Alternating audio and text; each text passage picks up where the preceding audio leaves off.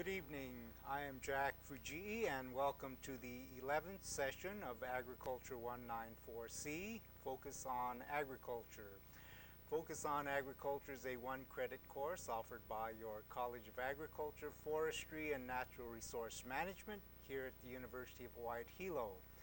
And we come to you live every Thursday evening from the television studios located in the Mookini Library here on the UH Hilo campus.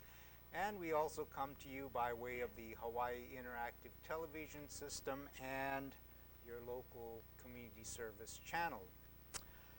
Before I go on, for those of you taking the course for credit, yesterday was the last day to submit your recipes, so I hope you got your recipe into me by email or by mail. And if you did not submit your recipe, then your letter grade will be docked one letter grade, so I hope you got them in. If you didn't get them in, well, maybe you might be able to get a hold of me and we can talk story about it. So if I could have the Elmo, please. If you have to get a hold of me, you can get a hold of me by mail at UH Hilo, College of Agriculture, Forestry, Natural Resource Management, 200 West Kauili Street, Hilo, Hawaii, 96720-4091. Or you can get me by phone at 933-0850 or 974-7393, or by fax at 974-7674. And for those of you on the internet, you can get me by email at jfujii@hawaii.edu. So if you didn't turn in your local recipe, make sure that you get a hold of me and we can negotiate something. Since we are coming to you live at approximately 8 p.m., those of you in the viewing audience, and of course those of you here in the classroom, will have a chance to ask questions of our guests this evening.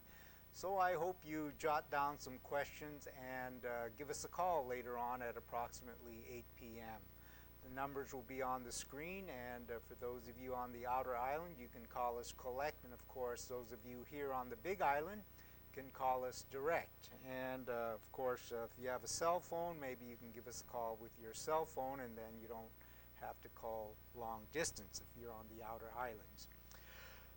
We have another very interesting presentation for you this evening. Tonight we are going to feature the Portuguese Chamber of Commerce here on Hilo, I think it is. And my guests this evening are Rick Toledo.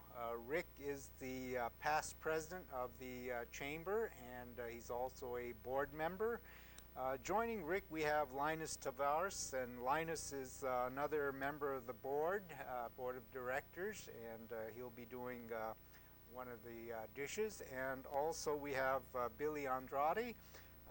Billy is also past president of the chamber, and also he is a member of the board. So we're going to do some Portuguese cooking tonight, and I'm going to turn the class over to Rick. So Rick, why don't we go ahead and do some cooking? Thank you, Dr. Fujii. I am no Derek Coriso, but I'm going to do the best I can. At the Portuguese Chamber, we have two major functions during the year, and one of them is our Portuguese Day in the Park. And during our Portuguese Day in the Park, we try to share the Portuguese culture, and a big part of the Portuguese culture is food. And we love food. I misunderstood my doctor all these years. He says, Rick, I want you to watch your weight. I thought he meant get out to where I could see it. But nonetheless, two of the most popular requests we have, the most often requests we have, is for Portuguese bean soup. And there must be 9,000 recipes for Portuguese bean soup. So for those of you who haven't had it in your recipes yet, come see me. I got 700 or 800 I can give you. And the other one is for a dish called vinha dorsh. Billy is going to do the vinha dorsh, and he can tell you how to spell it. It's not like it sounds, okay? So we'll start off with the most popular Portuguese dish that people know in Hawaii. By the way, this is not the most popular dish in Portugal. They have other dishes that are more Portugal. But for some reason in Hawaii, Portuguese bean soup gets to be, when everybody asks what kind of Portuguese dish you have, everybody says, what about Portuguese bean soup? Linus is one of our two bean soup cookers that have been doing this for at least for us, he's been doing it all his life as a child, starting as a child. But for us, maybe for the last 10 years. And Linus and the other cook is John Santangelo prepare the bean soup for our Portuguese Day in the Park. And they also do it for our quarterly meetings, the meeting we have, our ethnic food, which is bean soup and the vineyard d'orge and everything else that's Portuguese. And so it's a popular event. We usually have maybe 200 people attend that quarterly function. So I'm going to turn it over to Linus, and we're going to go through the preparation of the Portuguese bean soup. Now, when I'm saying that, let me remind you that there are numerous recipes for Portuguese bean soup. So what Linus is going to show you is the recipe that he really got from his grandmother, okay? And she has her own version. If you ever go to a day in the park and go in the kitchen, there are always a couple of vovos there advising Linus that his recipe is not the right recipe. Well, the only right recipe is the recipe that tastes good. So I'm going to turn it over to Linus, and we're going to go through the preparation of the soup. The cooking is actually the easy part. The part that you need to pay attention to is the preparation, because that is like the base course on a highway. If you don't prepare properly, you're not going to end up with a good product in the end. So let me turn it over to Linus, and we'll be talking as he's preparing this so that he doesn't cut his fingers off. So go ahead, Linus. Thank you, Rick. Well, Rick is correct in saying that the recipe was passed down to me from my grandmother. She actually passed it down to my mom, who added a few things into it. Things that, again, it's not normally seen in Portuguese bean soup. So we're going to start with, first of all, telling you what the ingredients are. What we put in bean soup, it gives it a lot of taste, is ham hocks. We put in ham hocks. We put in Portuguese sausage. You know, we actually put in about 3 ham hocks. We cut up 1 Portuguese sausage. I usually put in mild, but that can vary upon your taste. You can put hot, spicy, whatever types you want. I also put in my soup soup bone. Again, this goes back to our cattle heritage, where we always had our meat, and you'd have these leftover bones, and that's what they throw in a soup for flavoring. So I also put soup bone in my soup. Of course, the main ingredient and the initial ingredient is your beans. I use red kidney beans, and this is usually where I get into some disputes with some other people. Then they use other types of beans, but I use red kidney beans. It's simple, it's easy, it's very available in the supermarkets. Then your normal vegetables that go into most soups: carrots, onions, potatoes. We also use some tomato sauce. And again, a little thing that I add into mine, I add in some watercress. I also add in what we call Portuguese cabbage, but what actually is kale. They call this kale, and you can find them in the supermarkets. I also have a different variety of kale. It's a curly leaf kale that I put in as well. And I grow these things very easy in my backyard, and anyone can grow them. And it's pretty much just sticking in a little shoot, and they take off. So they can be easily grown. But the kale, the flat leaf kale, you can easily find in your supermarkets. Then I usually top it off with some macaroni. My soup, at the end, it almost gets to a point where it's a stew rather than a soup, because with all these things in it, it gets pretty thick. But that's what makes it a little different than most other recipes. Now, the Portuguese don't normally put macaroni in there, right? This is a Tavares. Yeah, this special. is kind of a Tavares thing. This and the watercress. Okay. The watercress is kind of a unique thing, but it gives it a crunchy taste. It adds some color as well, and it's a very healthy item to add in as well. The things that you will find maybe more common in the soups, and Linus has his own grandmother's version of it. you're going to find the soup bone. I've noticed that in almost every type of Portuguese soup. You're also going to find the ham hock. It's rare that I've seen Portuguese bean soup without the ham hock. And if you have any sausage in there, and if you have homemade sausage, that is probably the best thing to put in there. At our day in the park several years ago, we had a bean soup contest. And this was, before we had our regular soup. And the guy that won the contest had homemade Portuguese sausage in his soup. And he was by far, he beat everybody else by far. So those are the things that you will find most common, and also the beans. Everything else, the kale. You'll find this. And Portuguese bean soup is not Portuguese bean soup if it doesn't have Portuguese cabbage or kale. And this is pretty easy stuff to grow, like Linus says. So Linus, do you have the seed for this curly kale, or how do you grow it? Yes, I do at home. It's just a cutting. Like you take a little cutting from a piece of cabbage or something, and you stick that in, and it takes off. Wow. Very easy to grow. Very easy to grow. Okay. There's also a kale soup. There's also old country kale soup, because they were very poor. One of the reasons why the Portuguese came to Hawaii was that their lifestyle wasn't very good. They were suffering from a virus in the grape vineyards. They had a virus in the potatoes, and in fact, history will show you that if you read a little bit of history, those that came from the island of Madeira were noted to be small in stature. And the reason for that is they had gone through a generation or two of very hard living. So when they came to Hawaii, they were small and wiry. And Madeira was the island where they grew sugarcane. So those were supposedly the people that came in that knew how to grow sugarcane. And the history books will also tell you that it didn't take them too long before they grew to the size of everybody else, because food is abundant here. So this kale is an important part. I've seen Portuguese bean soup without it, but really, if you don't have kale, to me, it's not. Everything else is good, but if you don't have kale, then it's not Portuguese bean soup.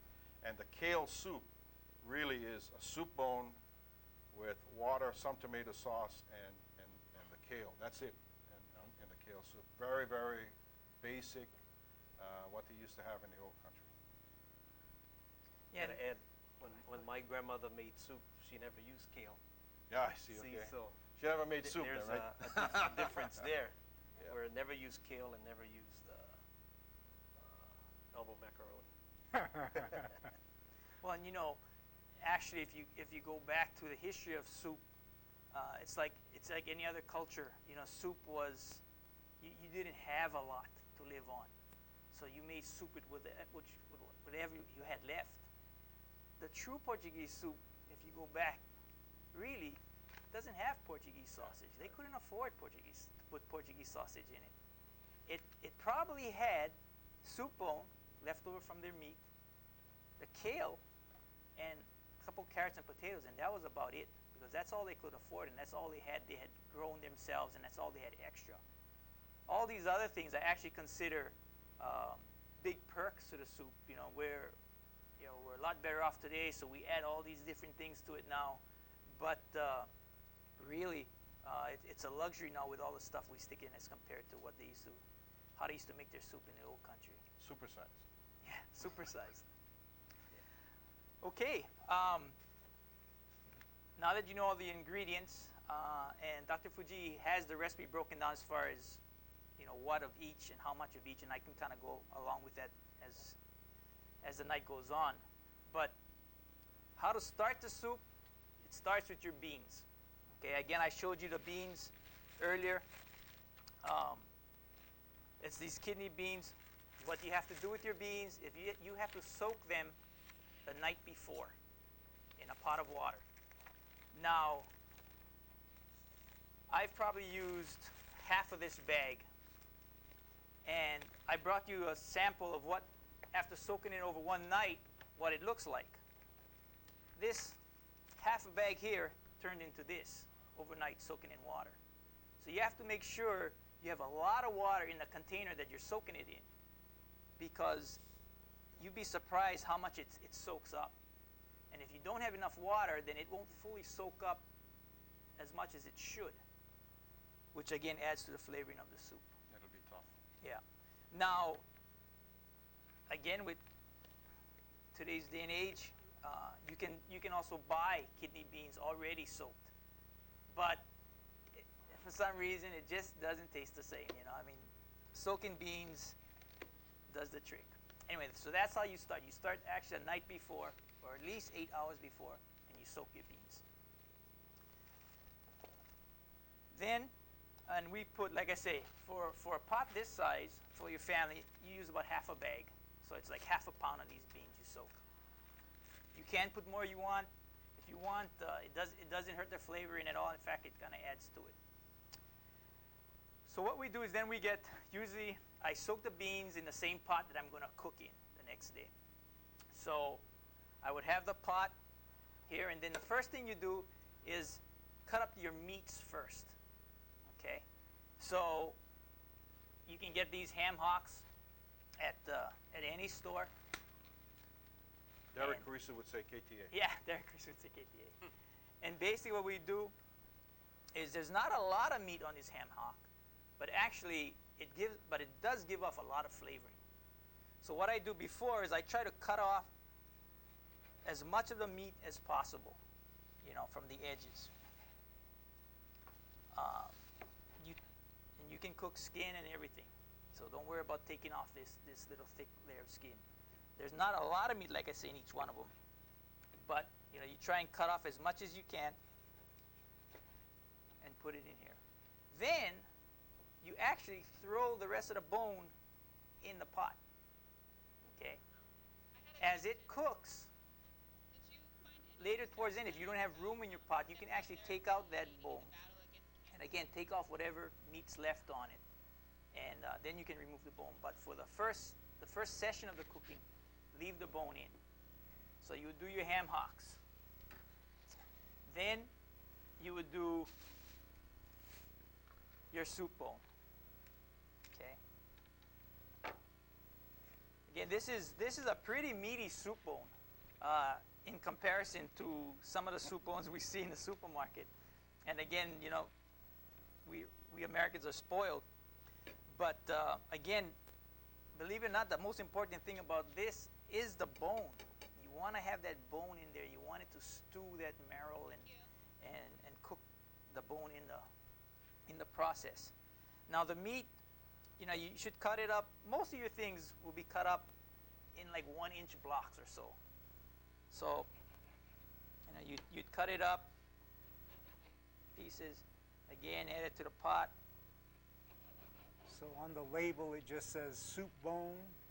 It would say soup bone, or it would say, Is that like oxtail? no, not oxtail.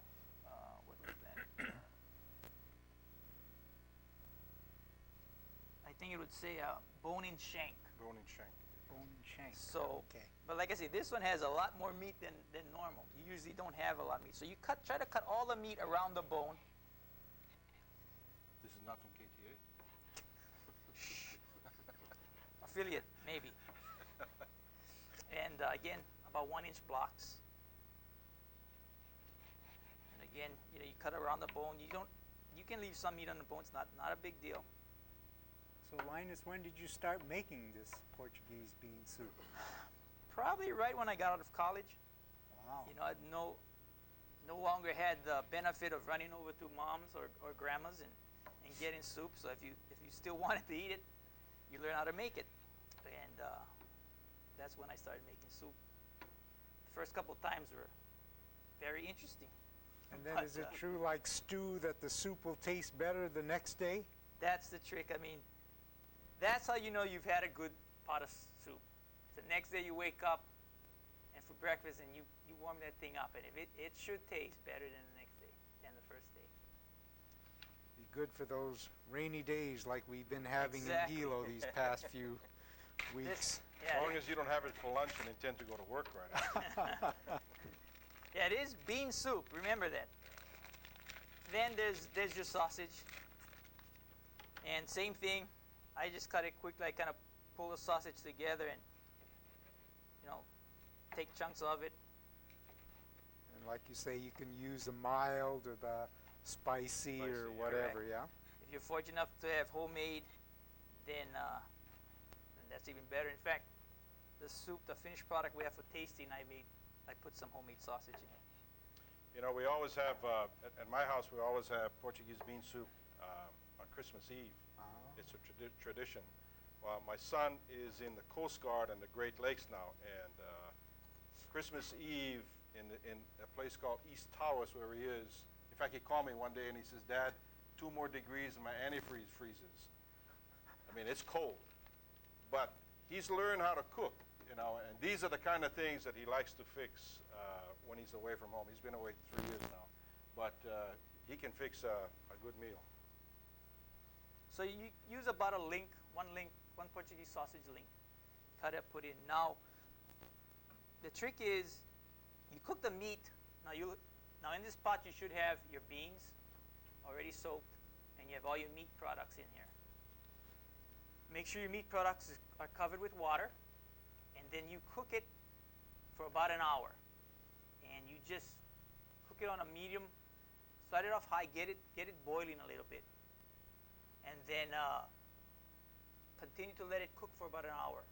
You should constantly be stirring the soup. That's what kind of takes some time, because you can't let it go in the stove and walk away. You should be stirring it, or else your beans, as they get softer, will start sticking to the bottom and it'll start burning. So you want to continue to stir the soup. While the soup is cooking, the meat part of it is cooking, then you can cut up your vegetables. Okay? So what I do is, first I have your potatoes, skin your potatoes, peel your potatoes. I've already had some peeled. And again, how I do is I cut them in half.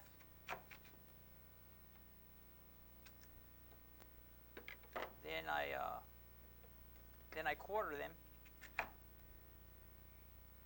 And then again, I cut them in about 1-inch blocks. Bite size. Bite size. So Linus, how often do you prepare Portuguese bean soup at home? You know, I don't prepare it at home so much, maybe once or twice a year. But I do prepare it for the Portuguese Chamber. We have a Portuguese Day in the Park, which we just had. Myself and John Santangelo, we cook soup for about 300, 350 people. And we have these massive pots that we cook in. I actually do that twice a year. I also sometimes do it as a fundraiser for my son's soccer team. If they go on a trip out of islands, we do that as well. So anywhere between probably about a half a dozen times a year. Oh, you may get some phone calls because some soccer teams may want some fundraiser here with some of your good Portuguese bean soup, Linus. You know, the other thing that is becoming for 10 years now, it's becoming traditional, is the county band plays at our Portuguese Day in the Park, and they have the soup before everybody else has it. Mainly because Linus's wife plays in the band, so he has to cook the soup so they can have the soup before they leave. But that's getting to be, they expect that now, and they like that being served first before everybody else, and we love to do it because they do a good job for us. If you do cut your potatoes earlier, then while you're waiting for the meat, you should soak them in water, keep water on them. That keeps them white and clean. If not, they get, oxidized and they turn brown. So always cover your potatoes with water. The other thing, the next vegetable we'll use is carrots. Again, we've gotten lazy over the years. It's probably about 2 or 3 carrots you put in here. Well, because we make these large pots, we've gotten lazy to peel carrots. So now we just go in and buy these little miniature carrots that are already peeled and everything. And we probably put, about half to 3/4 of this bag in a pot that size. What we usually do is just chop it up a little bit smaller than they are. And basically all you're doing is chopping it in half. Again, so that it melts quicker as you're cooking it. So that's basically it. We just chop them in half and add it to the soup. So, Rick, when is that day in the park anyway? It's always the first. It's always the first Sunday before Ash Wednesday, because we sell malasadas, and if those of you who don't know the history of malasadas, you've got to get rid of all the unleavened bread before the fasting, 40 days of fasting during Lent. So it's always the Sunday before Ash Wednesday. Whenever Ash Wednesday falls, it's always the Sunday before that. And don't ask me what it is for 2005 because I don't know yet. But we've probably already made reservations at Carvalho Park. And it's always at Carvalho Park, by the way, because that's where the oven is. The Portuguese oven was built there, I guess, about 15 years ago. And we always bake bread in the oven. Now, that's the dinner bread we have with the soup, not the sweet bread that we make the day before. So is this event free or? It's free to the public. The soup is free. We serve the soup and the bread free. The malasadas are for sale, but it's not a fundraiser. I see. It's a cultural appreciation day, and it's getting to be appreciated more and more. The next thing we do is we cut up an onion. Again, it doesn't have to be a big onion, just kind of a normal size onion. We just dice it up, two pieces about this size. And again, we put that aside as part of our vegetables. Then we take the kale. What you need to do with the kale or the Portuguese cabbage is actually to devein it. You're taking out this big major vein here, and you're only using the leaf. So you just kind of cut down the sides.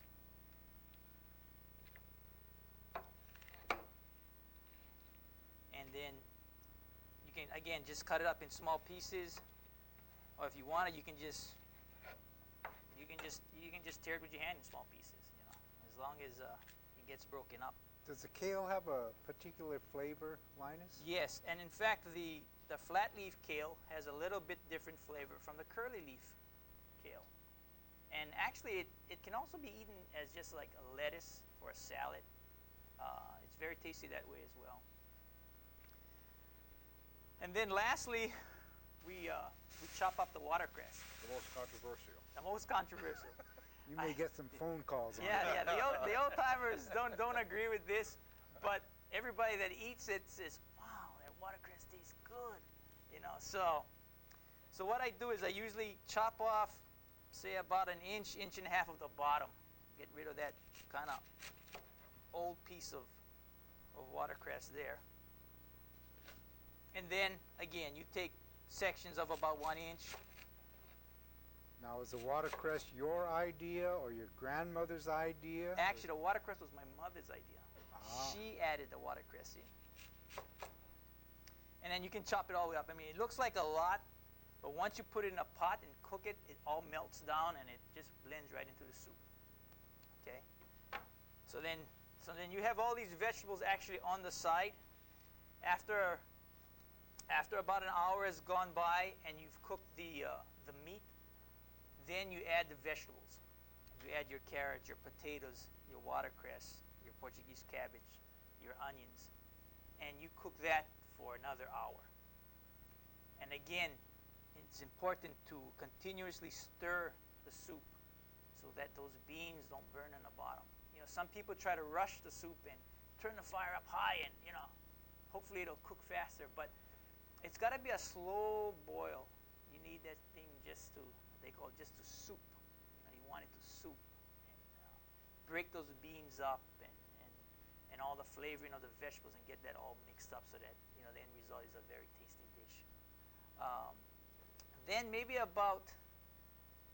after that hour or so now you've been cooking for about 2 hours, then we add tomato sauce. Okay, not tomato paste. Make sure it's tomato sauce. We put usually 2 of these cans in it. Then you start tasting the soup. I usually don't put a lot of salt in my soup. I also get criticized for that by my co-cooker, I guess, or my co-chef, John Santangelo. But Because he's Italian. yeah, because he's Italian. I use maybe another can of tomato sauce to kind of gear my salt content. I use a tomato sauce rather than salt to bring up that salty taste. So my third can would be used to kind of do that. And then lastly, I throw in my macaroni. And I let that cook for about another 15, 20 minutes to get that macaroni cooked. You can also cook your macaroni beforehand and have that all cooked and then put it in. Sometimes that works out actually better because you can actually see the macaroni already blown up and swollen and know how much room it's going to take. When I first started, I used to put macaroni in and says, I can't see any macaroni, and I'd put some more and put some more. Before you know it, I had a macaroni soup rather than a bean soup. So you can also cook it before time and then put that in. Then that's about it. The whole process probably takes about 2.5 hours to 3 hours to get to the right flavor and texture. Then the end result is what we have here. It's almost like more like a stew than a soup. But this is our Portuguese bean soup. And again, great for a nice cold night in Hilo. With a nice slice of oven fresh bread with butter and a glass of wine. Now I'm getting hungry. Sounds good. Well, And they've got good wine from Portugal, Very right? good wine. Very nice Vinha Verdes and nice ports and some good dinner wines. okay, well that's the soup portion of it. Billy will now take over and explain to you and show you how to do vinha doge. Thank you, Linus. While we clean up, maybe Billy can do the introduction on the vinha doge. The vinha doge is a meat dish. It can also be a fish dish. I spoke with the owner of, for those of you who may not be familiar, No's Seasonings, Ed No, the other day, and he has a good ready-mix vinha doge for those who want to do it faster than the old way. And it's readily available in the stores. But when you're talking Portuguese food, you're talking something that you're going to spend some time on. Linus just told you about a soup that takes 2.5 hours. For those of you who will become working moms or dads, this is not something you're going to do after work, come home and fix it for the family. This is something that you're probably going to do on a weekend or for special occasions or for holidays. So actually, when you make this bean soup, you want to make a whole bunch of it. You want to make a bunch. And you can also probably freeze it, Yes. too, right? That's right. I was just going to say that you can freeze bean soup. You can freeze whatever is extra. But a lot of times there's nothing extra. No, there's nothing extra. That's right. Yeah. And what we do at home is if we have extra, we usually freeze it in a Ziploc bag that's meal portion for 2 people or 3 people. That way you just take it out, put it in a microwave, warm it up, and then you can say, well, add it on rice maybe. But the first batch, you don't want to do that. Probably want to have it by itself. And maybe on the side have some vinha doge that Billy is going to be preparing for you. You can do vinha doge for beef. You can do vinha doge for fish. You can take, actually, one of the things that I grew up with, my mother used to make a small aku. She'd cut it in half, either leave the bone on one side or not the other, put it on a baking dish, and do the seasoning that Billy's going to do, and put it in the oven, bake it with some foil over it. And then you take that out. My mouth's watering already. Then you take that out, and you put it on the table, and you get some hot rice, and then you get some soy sauce with some Hawaiian peppers, and you mix it in there, and you dip the fish. Consola. Go ahead, Billy. Okay, we're gonna do some vinha doge pork. This was my dad told me this is his mother's recipe and his grandmother's recipe. And it's fairly simple. It's not a hard dish to make or time-consuming like the soup is. You can, like Rick had said, you can do it with beef, you can do it with pork, you can do it with fish. You can do it with lamb, you can do it with rabbit my dad just made Vigador's rabbit last week, and I got to eat some the other day. Somebody's selling rabbit, you got to eat some. So any type of another thing is turkey. My wife found a recipe, an old recipe from her grandmother, and it's at Vigador's turkey. Didn't your dad do the turkey in a stone oven? He did a couple of years ago. He did do a turkey in the stone oven. Did some meat in the stone oven, which you can cook. That's how they used to cook back then. And with the bread, you can cook it all one time. The stone oven, by the way, at Cavalia Park is for the public. It's accessible to the public. There's a lock on the front just to keep people from throwing stuff into the oven, but you can get the key from Parks and Recreation, and you can use the oven if you have a day to cook a turkey.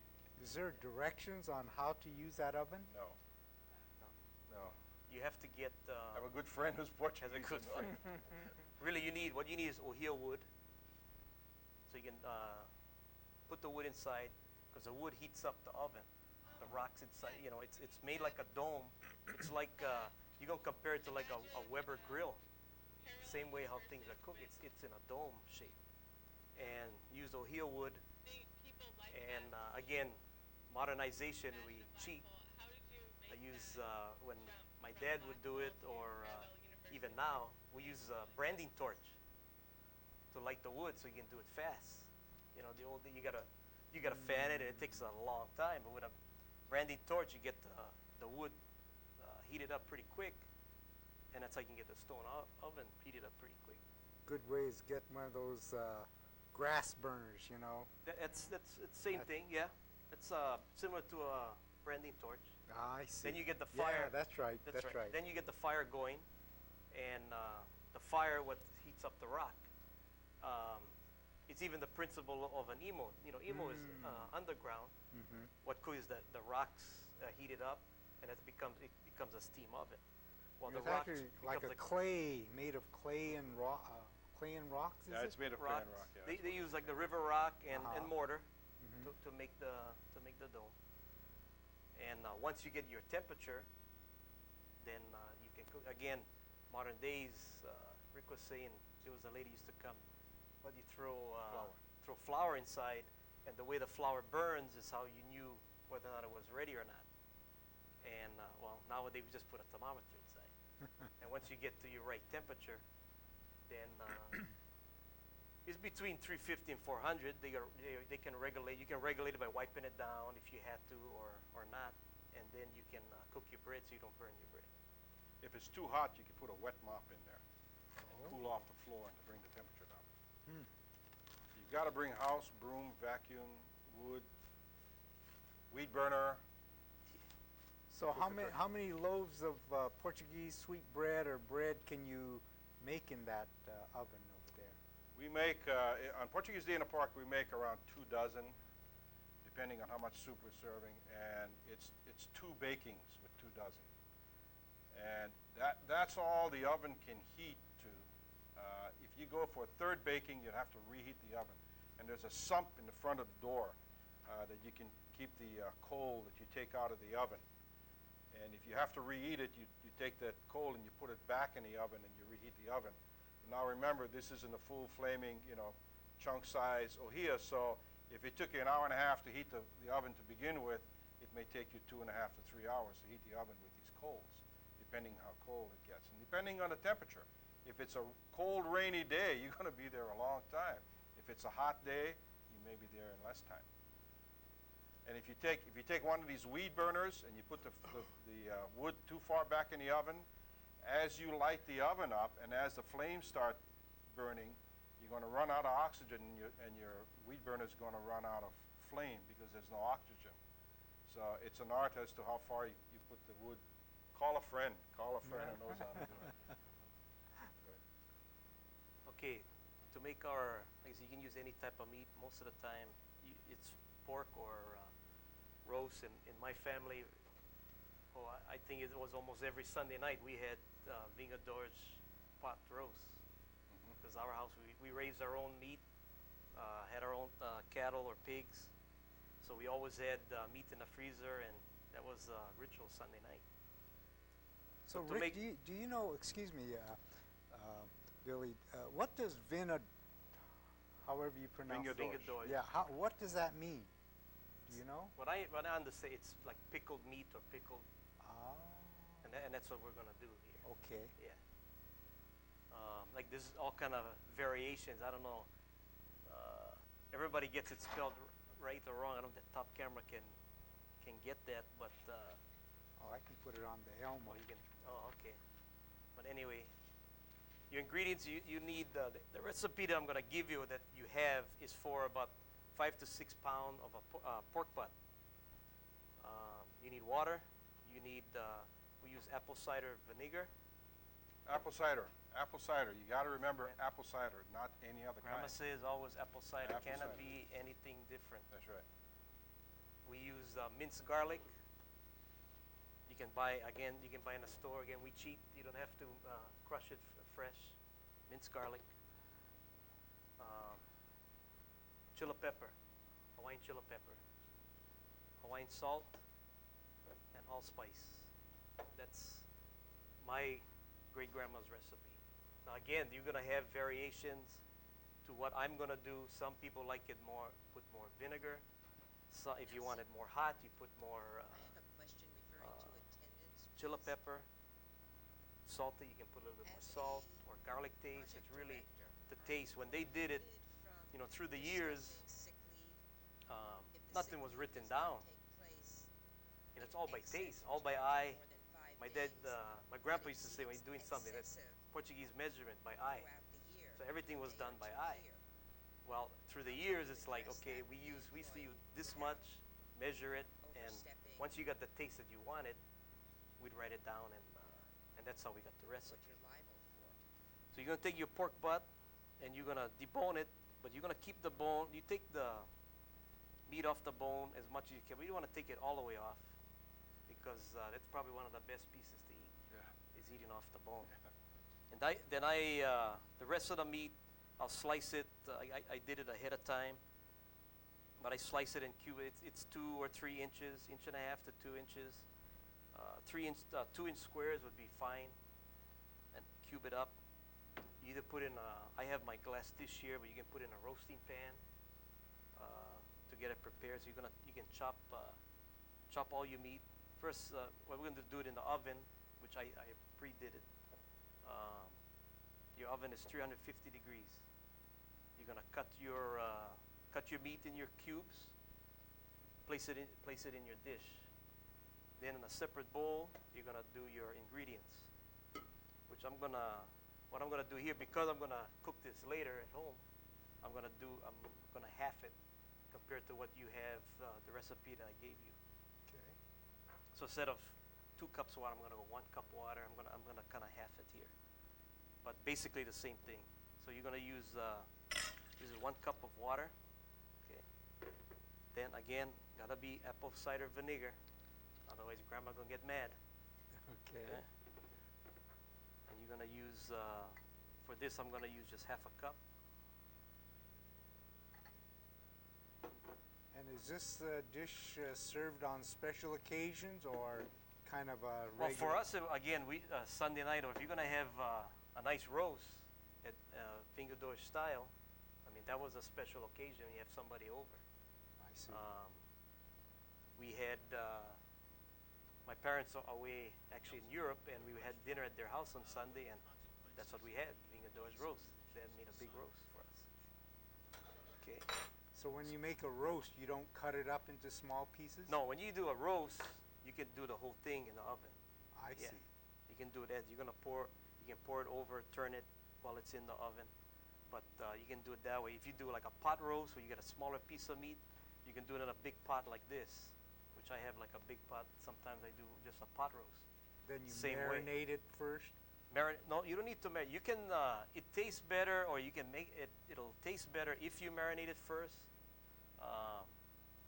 Sometimes we don't have the time to do that, but if you can, you marinate for, even if it's a few hours, marinate it first and then cook it.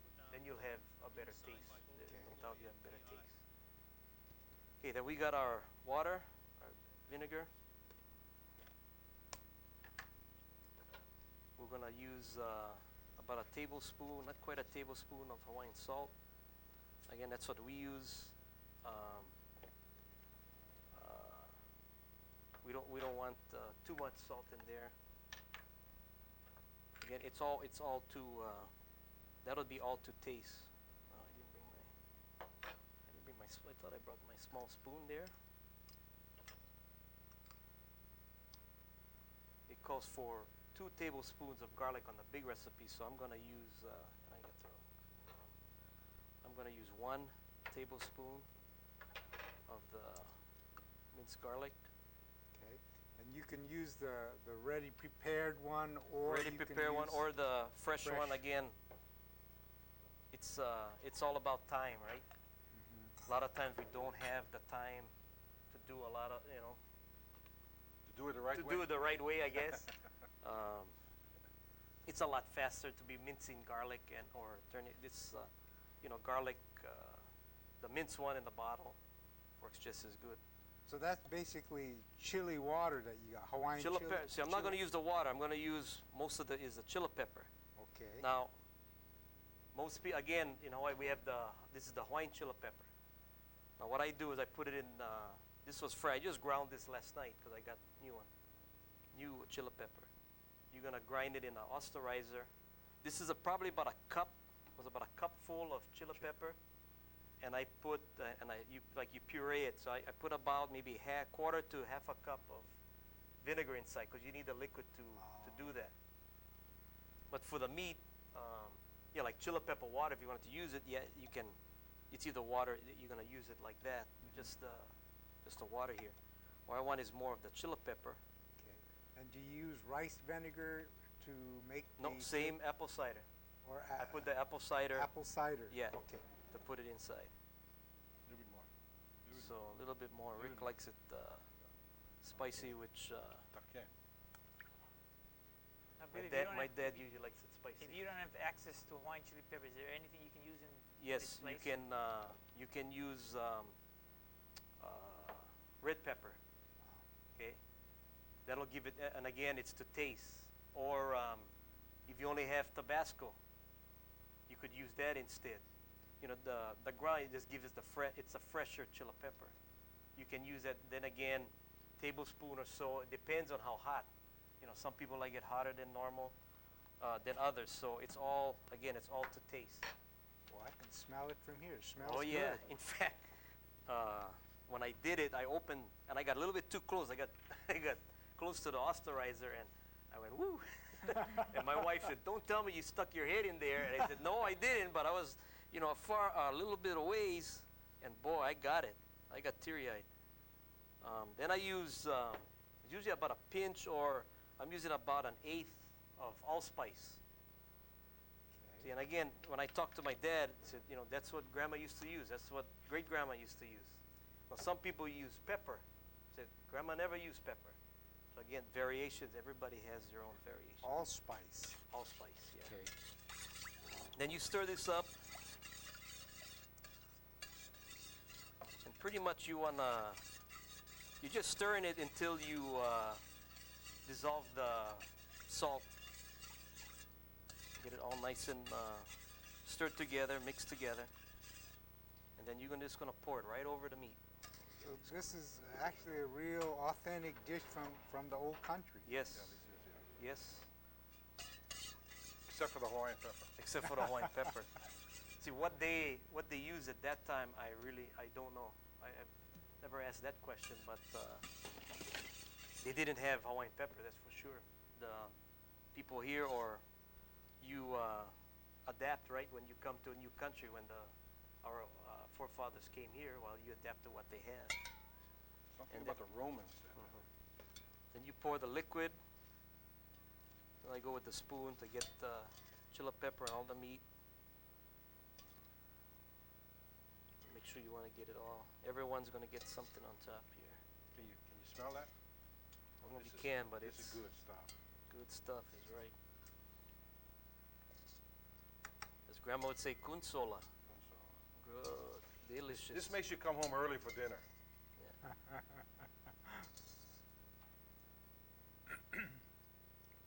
So what would you normally serve with this particular dish?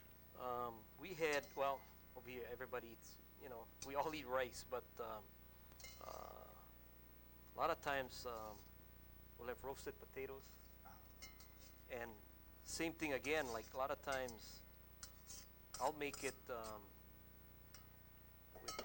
the cheat way is that you get that Lipton onion soup mix with olive oil, and you just mix it and roast it in the oven. You over roast it at the same time. Really good. Or you save some of the mixture, and you can do it the same way. So you have your potatoes are roasted the same as a vingadores taste, and the potatoes will go great with it. Boy, I'm getting Then hungry. you're going to stick this in your oven. It's at 350. You're going to cook it about 45 minutes like this. Your top will come brown. When your tops come brown, you watch it. It's about 45 minutes. You take a fork or tongs, take it out of your oven, and flip all the pieces over because you can brown the other side. Then you're going to cook it another 45 minutes or so. So it's about an hour and a half, and it's done. And you'll have our finished one, our vingadores pork.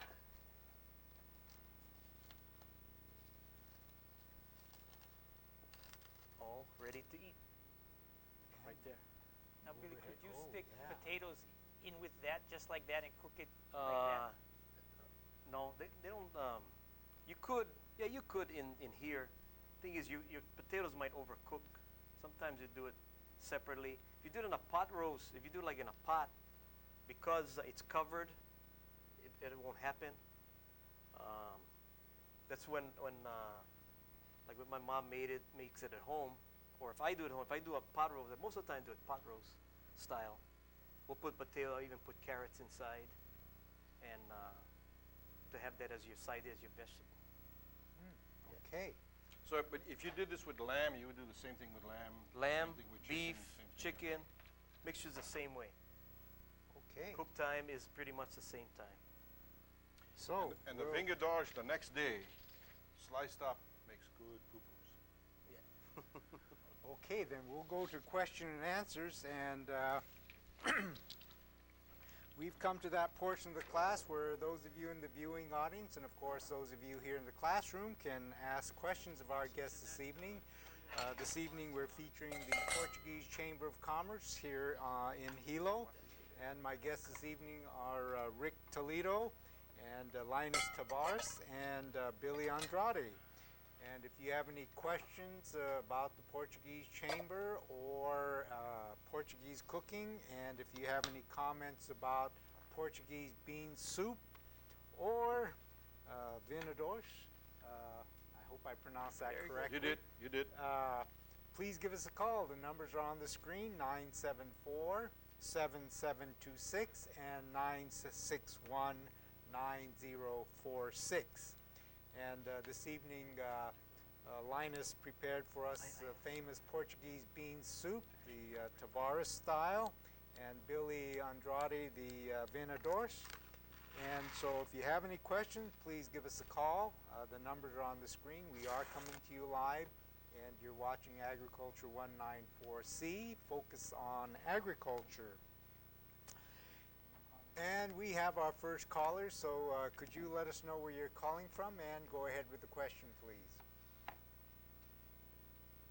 Hello. Hello, your question. Hello, I'm calling from Waimea. Okay. Uh-huh. I see that they're making vineyards. Don't you use bay leaves? Okay. No, not in our recipe anyway. My grandma's recipe. Probably a The variation variation. of the recipe. Again, just like the bean soup, I know, like I said earlier, you'll have some will like it more pickled, some will want to have it more vinegary, more garlic. So it's really a preference of what you want. I've never heard of. The only one that I know that you add is some people add black pepper. I've never heard of bay leaf. You know. Okay. I hope that answers the question. We have another caller. Could you let us know where you're calling from and go ahead with the question, please? Hi, I'm calling from Kauai. Okay.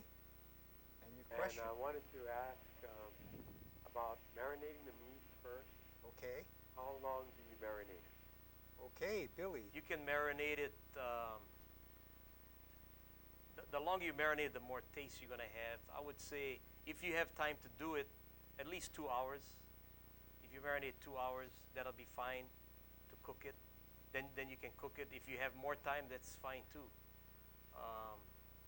If you like it hot, the longer you marinate it, the meat will probably it'll be hotter as far as pica hot or spicy hot. So again, you gotta watch that, but it all depends on what kind of taste you want in it. It'll definitely taste better if you marinate it. So do you recommend marinating it 2 hours Yes. or overnight? No, you can marinate 2 hours is fine. They've done. I know that when I was talking to my dad, he said you can marinate even overnight. I've done roasts where I do it in a Weber for Easter, which I will be doing because Easter's coming up. Everybody comes to my house, and I'll marinate it that night to cook. We usually have brunch, early lunch, and I'll cook it about 10 in the morning. So it's marinated about 10 hours, 10 to 12 hours before I cook it. Okay, Ron. Thank you very much. You're welcome. Okay, well, thank you for calling from the island of Kauai. We have another caller. Could you let us know where you're calling from and go ahead with the question, please? Hello, you're on the air. Oh, our caller hung up on us. Okay, we have a question here in the classroom. Go ahead, get the mic and there you go. Okay. For the vinga dorsh, you mentioned that you can use fish. What kind of fish can you use, and do I cube the fish or just keep it whole? You can keep it whole. Now it's during Lent. You eat fish on Fridays, and most of the time my mother uses, she'll buy fresh ahi, fresh ono, fresh mahi. You could do it with any fish as far as that goes. But using she likes to use the good cuts, right? The good fish, and she'll buy the chunk. And sometimes either if it's a big chunk, she'll cut it in half, and then that she definitely marinates ahead of time, and then you bake it in the oven till it's done. That is very good. Aku Very is, good. small aku cut in Is half another is one. excellent. Yes. Excellent. Would the time, would it be less or To about- cook, To cook, yeah. that I really couldn't. I think it cooks faster. The fish will cook faster. Less time, definitely. Yeah. Okay, and we have another caller. Could you let us know where you're calling from and go ahead with the question, please? I'm calling from Honolulu. Okay, and your question?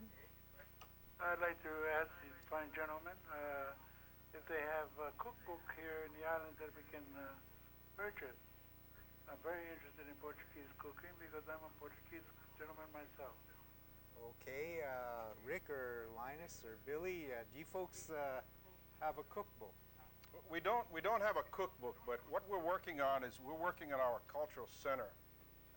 We're at the planning stages now, and one of the things that we're going to do, possibly as a fundraiser to get the building up, is publish a cookbook.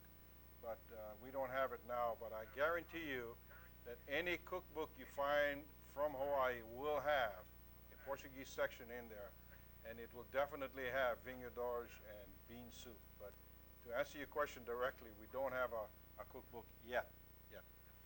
Are you saying that in order for me to get it, I have to get it from Hawaii, the Big Island? You got to come to the Big Island. You have to come to our Dana Park, or you have to join our chamber, which is $35 a year, which is not a bad deal. And when we have Portuguese food night, all of this stuff is available with an open bar, anything you can drink for $15, and that's a deal. Oh, thank you so much. You're welcome. Appreciate it. Okay, well, thank you for calling from Honolulu, and I think we have another caller. Could you let us know where you're calling from and go ahead with the question, please? Yeah, hi, I'm calling from Honolulu. Okay, My question from is, Honolulu. yes, Go ahead. I've had vinga dorje before, but it's been quite some time since I've had vinga dorje, but I remember someone putting in onions. Is it possible that we can use onions in vinga dorje, and if so, when do we put the onions? It's Okay. never. you can put it. Let's say first of all, you can't put onion.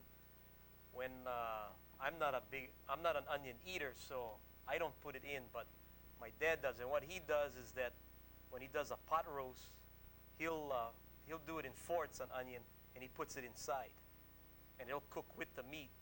So you do add some flavor because he likes to eat the onions as a side dish with the flavor in it.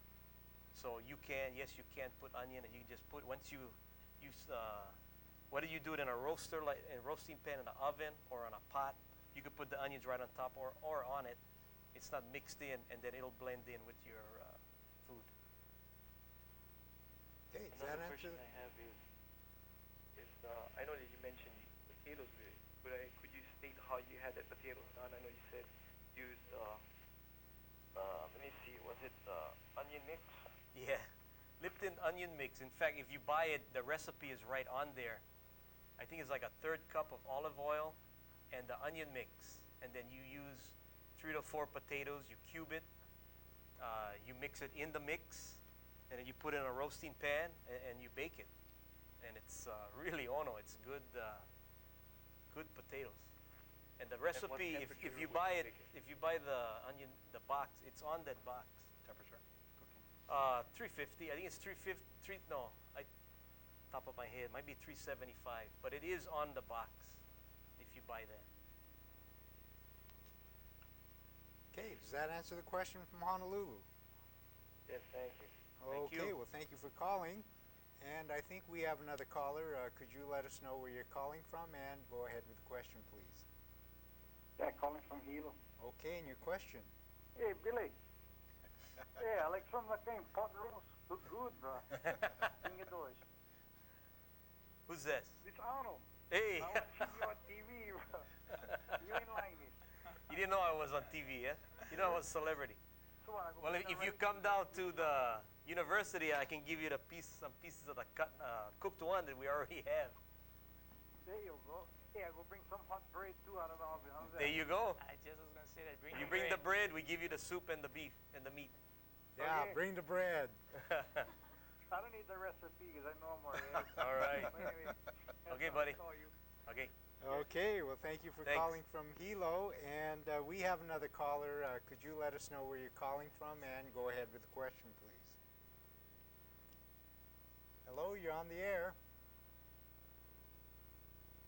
Did we lose our caller? Hello, are you there? On the pork roast, which Okay. is the best pan to use? On the And which way do you like to make the vinadosh? The roast or the cube? Okay. And can the father explain about the no recipe for the vinadosh? Okay, Billy. Okay, first, what I like, pot roast, it's any kind of big pot you're going to cook it in, number one. If I had a choice, I guess I would rather have pot roast beef versus pork. When I do pork, I rather cube it. That's just my thing, the way I like to eat it. I like to eat it like this in the oven. When I do meat, when I do beef, I do it in a pot roast because it comes probably more moist and more tender. As far as the I don't know. Rick knows about that. Edward No Seasonings has the vingadage mix, and there's a recipe on the package, so it gives you an idea on what to use. He also recommends that for shrimp, and he said he's probably gotten more calls on his vingadage mix for his shrimp than he has for anything else. So I believe it's called No's Dressings, NOH. Okay, does that answer the question? Yeah, and that Portuguese bean soup was good too. Thank you. Thank you. Okay, well, thank you for calling. I can't wait to try it out myself. We have another caller. Could you let us know where you're calling from, and go ahead with the question, please? From Honolulu. Okay, and your question? If you were making a pot roast, would you do it in the oven or on the stove? Okay, Billy? just what the word says, pot roast would be in the pot. You can use the whole roast, whether it's a chuck roast or a shoulder roast. In the oven. No, on a pot. You know, if you do On the pot stove. on the stove, On I'm the sorry, stove. on the stove. Yeah, if you do it in the you can do it in the oven also, but for me again, if you do it in the pot, it comes more moist, more tender to me anyway. In the oven, it dries up a little bit more. With the pork, it's a dry meat already, and because you have the flavor, I don't mind eating it like that. To me, it tastes better. But the pot roast, I rather do it in the pot because it comes a lot more moist. Do you brown it first? You can, yes, you do. You can brown it, which you should brown it. Get your oil nice and hot. Put it in and sear the outside, and then you put the mixture that I did. Then you pour your mixture over, and then you cook. Once you get it to a boil, you're just gonna slow cook it, and it'll probably take hour and a half, 2 hours, maybe even more if you do it how slow you do it. If you have time, you know, the longer you go, the better, and the meat will come nice and moist. The longer you cook it, the more neighbors you're going to have for dinner. Yeah. Does that answer the question? I guess it does. We have another caller. Could you let us know where you're calling from and go ahead with the question, please? Hello? Hi, where are you calling from? Honolulu? Okay, and your question? Yeah, it's not related to what you folks made, but my grandmother used to make tatamouche. Oh, yeah. Do you folks know how to make that? Yes. Okay, Rick or? That's the bean. You're talking about the bean? Yeah. The yellow Yeah, bean. that's, by the way, Edward No brings in about 1,000 pounds a week, he tells me, and he sells tatamouche, and he has a recipe on how you can cook that. And as you know, or you may know, if your grandmother made it, you have to soak it, drain the water, soak it, drain the water. So you're talking about a couple of days to get this thing prepared so you can cook it. Right. We had 25 pounds at our last Portuguese Day in the Park that we sold in little glass jars, and all the old timers remember it, and I think it lasted maybe for half an hour, and everybody took it up. Yes, tatamouche, yes, I know about that, and I used to have it as a youngster. Talk to Edward No, call No's ingredients, and he, like I said, he brings in about 1,000 pounds a week. So in Honolulu, somebody's eating it. So what kind of beans are those? Do you know? They're tatamouche beans, as I call it. Oh, okay. But I don't know anybody in Hawaii that grows this stuff. It comes from California. Ag students may be a marketing opportunity. Okay, thank you. Okay, well, thank you for calling from Honolulu. We have another caller. Could you let us know where you're calling from? And go ahead with your question, please. How's it, Billy? I'm calling from Hilo. Okay. And I wanted to know, the liquid, do you make a nice gravy with that? Billy? No, you don't. When you do pot roast, as far as growing up, as far as I know, it's not like you doing what am I saying, like a prime rib where you use a juice to make a gravy. With whatever gravy you have, you can use and put it over the meat, but you don't make a gravy per se to put it over. Okay, thank you. You're welcome. Okay, thank you for calling. We have another caller. Could you let us know where you're calling from and go ahead with the question, please? From Honolulu, Hawaii. Okay. Yeah, and the question is, would this recipe work with smoked meat? Smoked meat. With smoked meat. Oh, it'd be a variation of two recipes. I don't know. I guess you could. It'd be a hell of a tasting meat, I guess. But I don't know. You might be clashing two different styles or two different tastes. Again, that would be preference to you, whether or not you would like the taste or not. And what would happen if you added white wine? That's a variation. I know that a cousin of ours, they use wine in their recipe, and that's a variation. We don't, but it's a white. I think it is white wine. How much or what it is, I don't know, because that's not my family recipe. A lot of these recipes are suitable You're for modifications. So you can try different variations. You can try different things to it. But as long as you try slowly and not try and deviate too fast from it. Okay. Thank you for calling from the island. Bye. You're welcome. Thank you. Thank you for calling from the island of Kauai. And we have another caller. Could you let us know where you're calling from? And go ahead with the From question. Honolulu. Hello, go ahead. Yes, I'm calling from Honolulu, and I just was wondering, we turned on your program a little late, and I was wondering if you were going to replay the recipe portions. You mean replay the Would the program? recipe be available? I don't know whether they're going to replay the program. I understand in Hilo sometimes they replay the class tape on the weekend, but I don't know exactly when. Well, would the recipe be repeated? Well, That's what we're looking for.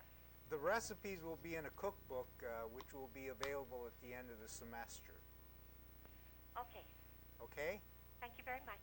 Okay, well, thank you for calling. And I think we have another caller. Could you let us know where you're calling from? And go ahead with the question, please. Hello, you're on the air. Hello? Yes, where are you calling from? Waimea. Okay, and your question? I have a question. You know that pot roast that you talk about? Okay. Can you put the pot roast in a crock pot instead of the other part? Yes, you can. I've done it before. Again, you don't have time to cook ahead of time. Or I'm not ahead of time. But when you come home from work, both of us, my wife and I both work. So you don't have time. A lot of kids in sports. You don't have time to cook. So it's the same thing. You do your mixture, your recipe, and you can put it in a crock pot. When I did it in a crock pot, I didn't, because it's going to cook slowly, depends on how much room you have. I don't, I don't cube it.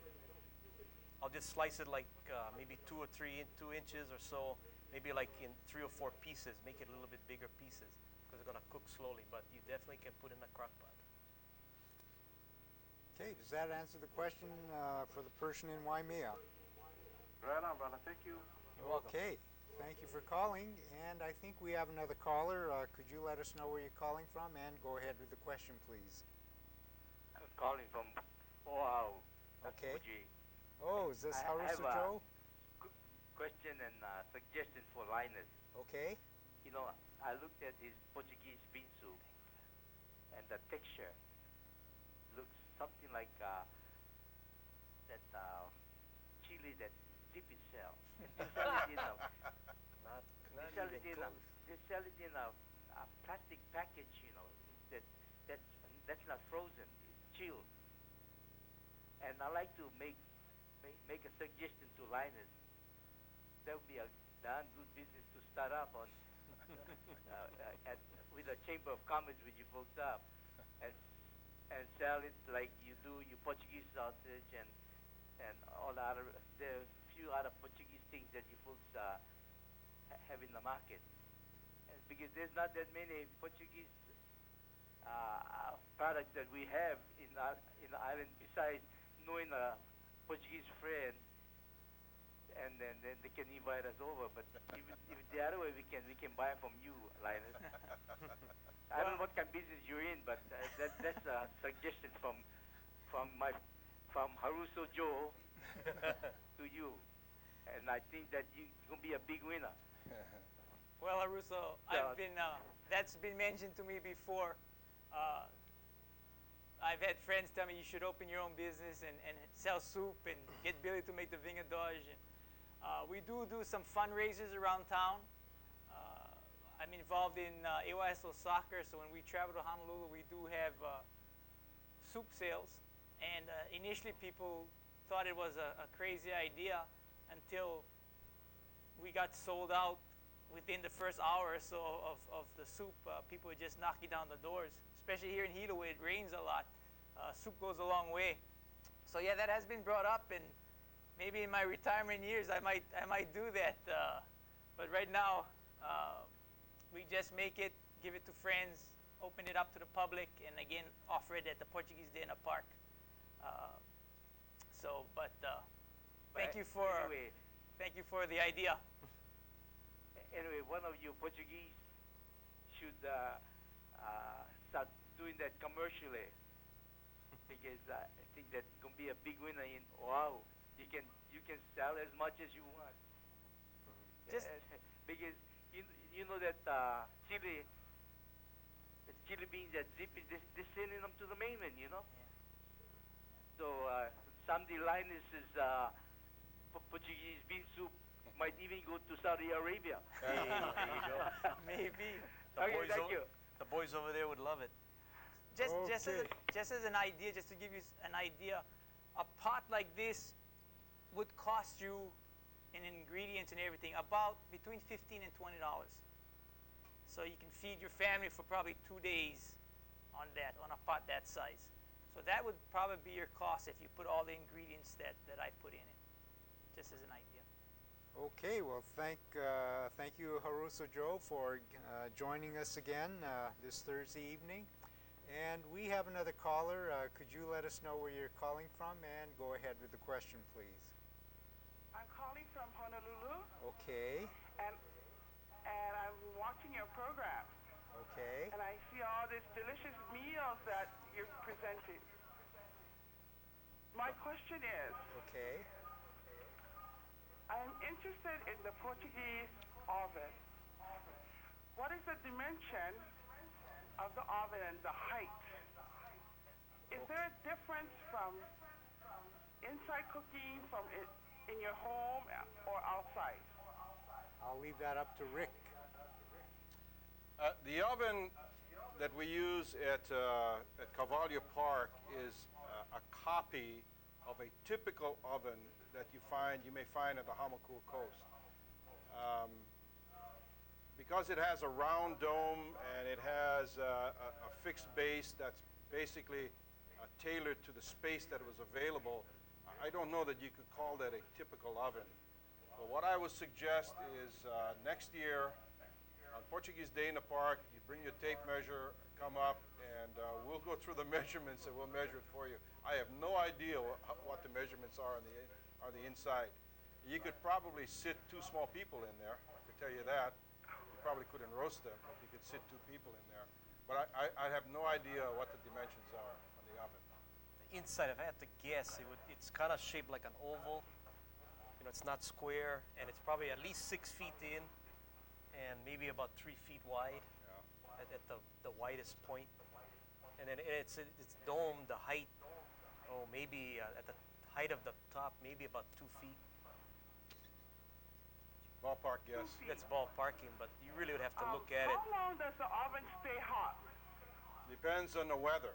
If it's a cold, damp day, it cools a lot faster than if it's a hot day.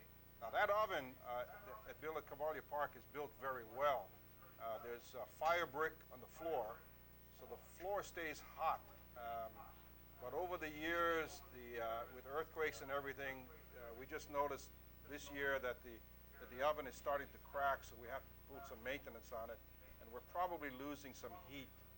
But if we start 2 servings of bread, bakings, starting at 350 degrees, we can bake two times, and then the oven is too cold to bake. You have to refire the oven, and if you want to bake some more bread.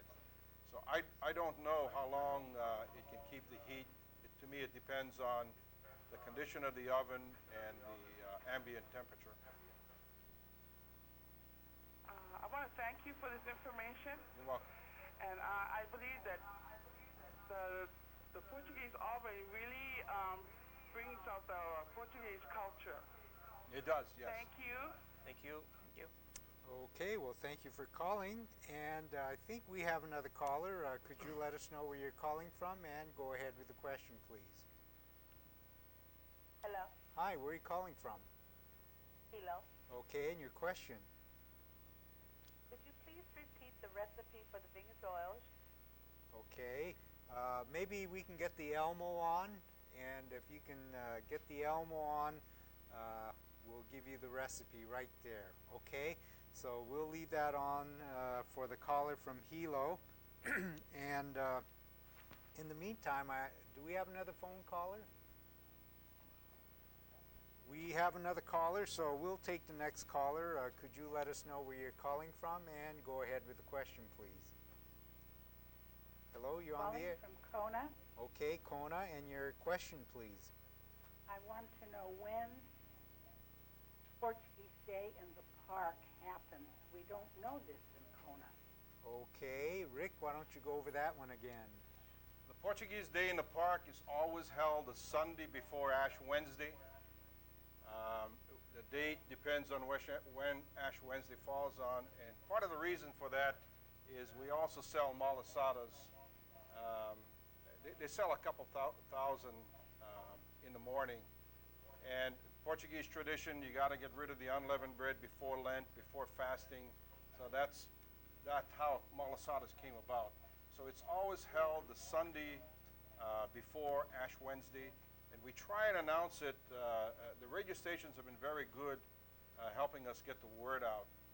But this thing has grown from, it originally was called, a couple of years ago, Afternoon in the Park. It is now called Day in the Park because there's so much interest in it.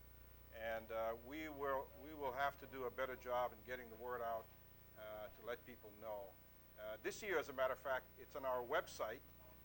For those who are interested, it's hipcc.org, hipcc.org, and we can announce our events. There's a site there for our newsletter that we will be putting in. It's under construction, so we're trying to get the word out that way. But I appreciate the comment from Kona because we get a lot of that, and we got to do a better job in getting the word out. Thank you. Thank you. Okay, well, thank you for calling from Kona. And we have another caller, so could you let us know where you're calling from, and go ahead with the question, please. Honolulu. Okay, and your question? He just answered my question. I was wondering to know if he had a website for the Chamber of Commerce. Yes, we do. hipcc.org. That's right. Thank you. Okay, well, thank you for calling, and no callers. So while we wait for some phone calls, I'd just like to remind everyone out there that you're watching Agriculture 194C, Focus on Agriculture. And this evening we're featuring the Portuguese Chamber of Commerce here in Hilo. And we have a caller, so we'll take the caller. Could you let us know where you're calling from, and go ahead with the question, please. Hi. Hi. I called earlier for the recipe for the vingus oils, but I wanted to know how it was prepared. How it was prepared. Okay, let's see. I missed the first half of your show. Okay, we're gonna move the Elmo up a little bit. Let's see if I can zoom down on it. Maybe it's going to be too small for you to read, but can you read that? No. Can't read that. Okay. If I zoom it up. Do you have a picture presentation of it? I don't know when the class, if the class will be replayed on the weekend or not. But all the recipes will be in a cookbook at the end of the semester, and those are those are available. If you just give me a call, I'll let you know. But okay, could I look at that printout again? You mean the directions? Yes, after the recipes. Okay, let's see. Geez, I don't know if I can, if I zoom it up. That's good. That's good.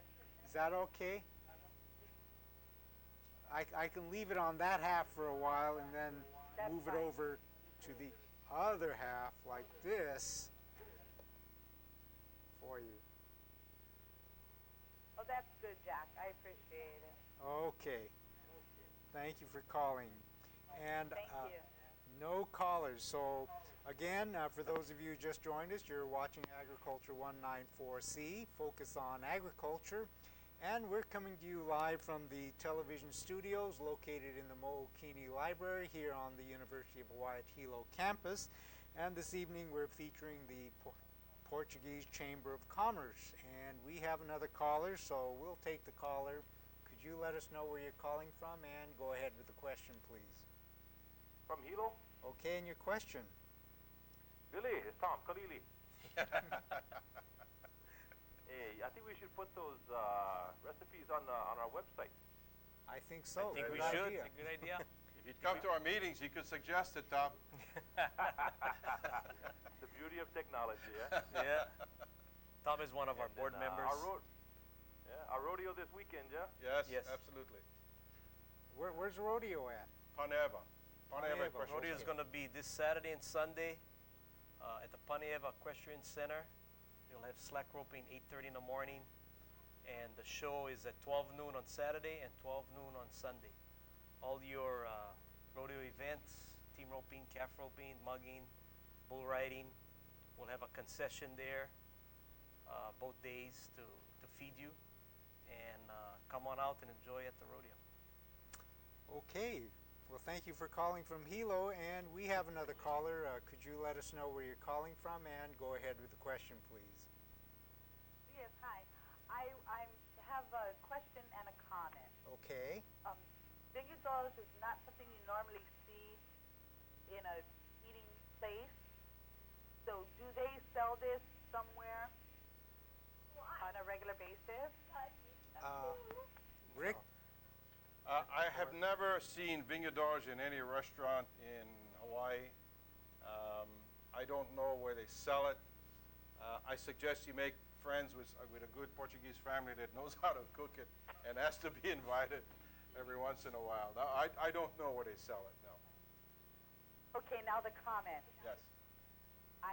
A friend of mine is Portuguese, and he has a food business, and he sells vingadores like once every 2 weeks. So if you Portuguese people are interested in it, you know, there is a place locally in Hilo that you might be able to try. Sounds good. Now we know. Yeah, Okay. it's a lunch wagon in the industrial area. Oh, okay, all right. Okay. All right. Well, thank you It'll be for sold out calling. tomorrow. Yeah. No, not tomorrow.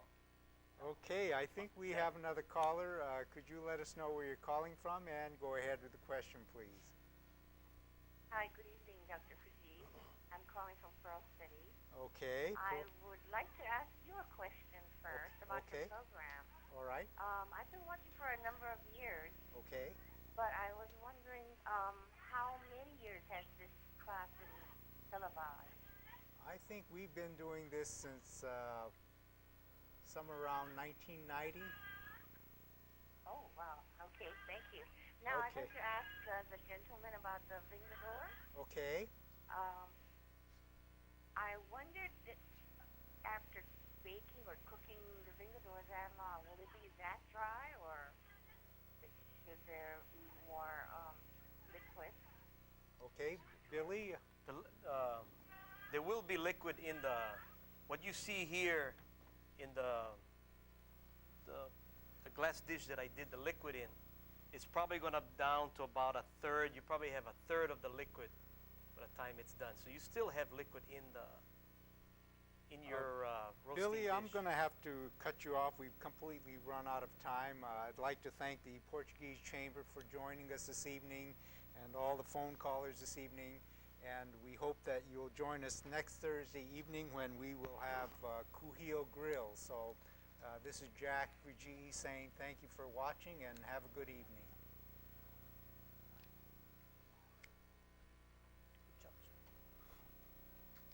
Plenty of questions. That was the topic. Thank God Mama said that we gotta learn how to cook when we're young. I'm sure you notice there's no women up here, right? Just told them, thank God that